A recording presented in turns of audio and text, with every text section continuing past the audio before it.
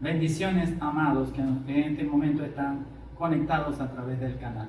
Dios les bendiga de una manera especial y de una manera sobrenatural. Como siempre, el pastor Antonio Atencio, de la iglesia Pan de Vida, y mi bella esposa que siempre me acompaña. Dios les bendiga, qué placer poderles saludar. Hoy Dios va a hablar a tu vida. Qué bueno, que Dios es maravilloso con nosotros. ¿Qué te parece si comenzamos esta nueva sección hablando primero de la palabra de Dios, que es lo que nosotros estudiamos? Amén. Estudiamos la palabra del Señor y vamos a hacerlo esta vez en Malaquías, capítulo 3, el verso 10 y 11. Y me acompaña mi bella esposa. La palabra de Dios dice así: traed todos los diezmos al alfolí y hay alimento en mi casa, y probadme ahora en esto, dice Jehová de los ejércitos.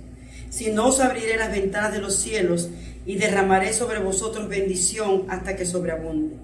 Reprenderé también por vosotros al devorador, y no os destruirá el fruto de la tierra, ni vuestra vía en el campo será estéril, dice Jehová de los ejércitos. Amén, con esa palabra. En estos tiempos, ¿verdad? Tiempos de pandemia, hay muchas opiniones acerca de esta palabra, dicha por este profeta en su tiempo. Amén, pero es una palabra que está vigente para nuestro tiempo. Amén, la palabra de Dios no pasa de moda, la palabra de Dios no caduca, la palabra de Dios es para siempre. Amén. Y nosotros hemos estado hablando acerca de los deberes de los hijos de Dios. En una sección anterior estudiamos los deberes de los hijos de Dios vertical, para con Dios.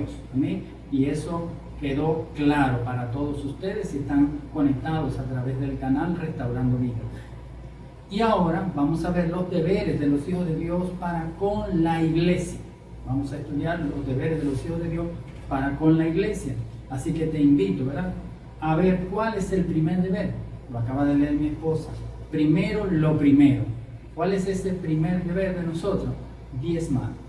El diezmo es ancestral. Desde Abraham, cuando dio los diezmos, desde allí viene el diezmo. Pero hay pastores hoy día y otras tendencias doctrinales donde hablan que los diezmos eran para la ley, no eran para la gracia.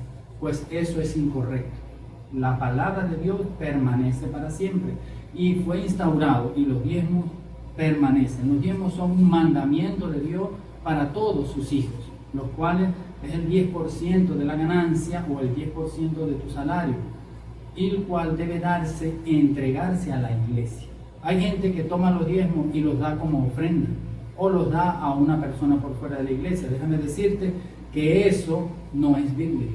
Los diezmos tienen que venir al alfolí, tienen que venir a la iglesia de Jesucristo, y la administración de la iglesia es la que decide cuál es la forma, cómo se van a invertir esos diezmos. Los diezmos tampoco son del pastor. Hay pastores y doctrinas que dicen que los diezmos son de ellos y se toman los diezmos. No es así. Los diezmos se traen a la iglesia que es el cuerpo de Jesucristo. Así que toda persona que trabaja, toda persona que devenga salario, toda persona que tiene un negocio, la ganancia, el 10% de la ganancia, si es un negocio, o el 10% de su salario, debe venir a la iglesia. Es un deber. ¿Por qué? Porque el diezmo es un mandamiento, es una orden de Dios. No es negociable. No es que yo ese 10% yo decido, tú no decides. Amado hermano que me estás viendo, el diezmo es de Dios y se entrega en la iglesia. Ese es nuestro primer deber para con la iglesia, amado hermano. ¿Qué te parece si avanzamos a un segundo punto? Mi bella esposa. Marcos capítulo 11, verso 41 al 44 dice así: estando Jesús sentado delante del arca de la ofrenda, miraba cómo el pueblo echaba dinero en el arca, y muchos ricos echaban mucho. Y vino una viuda pobre y echó 2 blancos, o sea, un cuadrante. Entonces, llamando a sus discípulos, le dijo: de cierto os digo que esta viuda pobre echó más que todos los que han echado en el arca, porque todos han echado de lo que les sobra, pero esta, de su pobreza, echó todo lo que tenía, todo su sustento. Amén. Fíjese esta hermosa palabra, ¿no? Jesús estaba viendo en el templo, sentado junto al arca, donde se depositaban las ofrendas y los diezmos. Ahí estaba Jesús observando. Y Jesús, mientras observaba, veía a los ricos como echaban de lo que les sobraba. Pero vio esta mujer, viuda, que solo tenía 2 blancas y las echó. Era lo único que tenía. Y Jesús dijo, esta mujer dio más que todos los demás, porque dio todo lo que tenía. En cambio, los demás daban de lo que les sobraba. Ahí hay un mensaje muy interesante. Y el punto número 2 es acerca de la ofrenda. Hablamos en el punto número 1 del diezmo, que es un deber. La ofrenda es diferente, es un principio. Opera en ella un principio. Entonces es algo muy importante que nosotros debemos saber. ¿Por qué? Porque da y se os dará, medida buena, apretada, remecida y rebosante, darán en vuestro regazo. Por lo tanto, la ofrenda es un principio y como principio tiene bendición de principio. El mandamiento, que es el diezmo, tiene bendición de mandamiento, pero esta tiene bendición de principio, es mucho mayor. Y hay gente que ha entrado en este juego de dar para que Dios le dé, dar para que Dios le dé, y su intención no es realmente dar desprendidamente, como dice la palabra, dar alegremente, sino dar para recibir. Y hay gente que ha empezado a dar y Dios le da y da porque es un principio, es automático. A medida que uno da, Dios le bendice a uno. Es importante que tú, amado hermano y amigo que me estás viendo a través del canal, tú sepas que la ofrenda es un principio y que a medida que tú das, Dios te va a dar. Pero tienes que dar con un corazón desprendido, con un corazón alegre, dando para Dios. Pero debes ofrendar en la iglesia donde tú te congregas, en esa iglesia donde Dios te colocó, allí tú debes dar la ofrenda. En estos momentos donde estamos en pandemia, donde los diezmos los puedes, por ejemplo, transferir y la ofrenda también se puede transferir, o la ofrenda puedes hallar alguna forma con tu pastor directamente o con la administración de tu iglesia y depositar la ofrenda. Es necesario no dejar de ofrendar, porque si dejas de ofrendar, tú frenas la bendición. Y recuerda que hemos estado también hablando que la iglesia en este tiempo debe dar también a las comunidades, debe dar a la gente que necesita, ayudarnos los unos a los otros. Amén. Así que espero que te haya quedado muy claro, hermano. La ofrenda es un principio. ¿Qué te parece si avanzamos a un tercer punto? Hebreos 10:25 dice, no dejando de congregarnos como algunos tienen por costumbre, sino exhortándonos, y tanto más cuando veis que aquel día se acerca. Entonces estamos viendo los deberes de los hijos de Dios en los postreros tiempos, los deberes para con la iglesia en esta sección.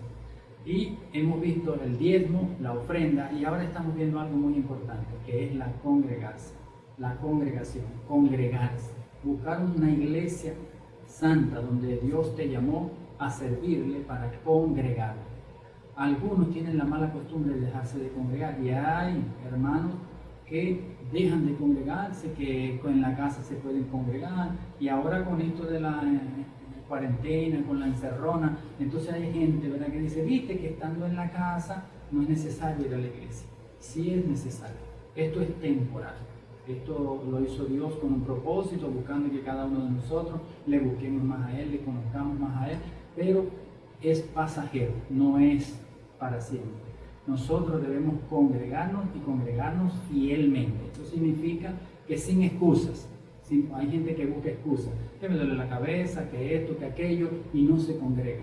Congregarse fielmente en la iglesia donde Dios te llamó.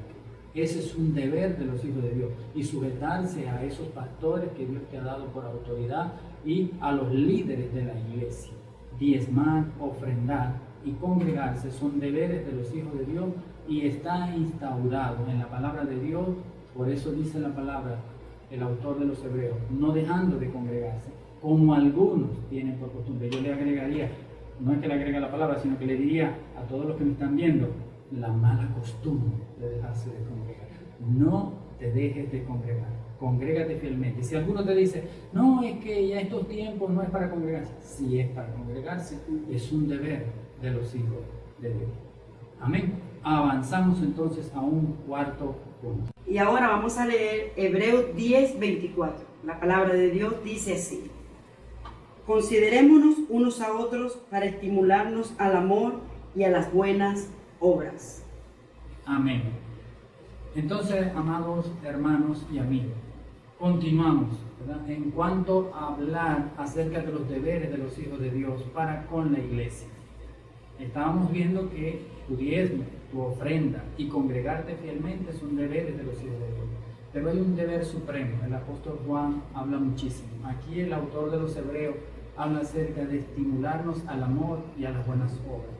Cuando nosotros nos congregamos fielmente, debemos estimularnos al amor y a las buenas obras. Esto significa amarnos los unos a los otros. Es un deber supremo. El apóstol Juan habla muchísimo en todos los libros que él escribió, habla acerca del amor entre los hermanos. Y nuestro Señor Jesucristo dijo: un nuevo mandamiento os doy, que os améis los unos a los otros.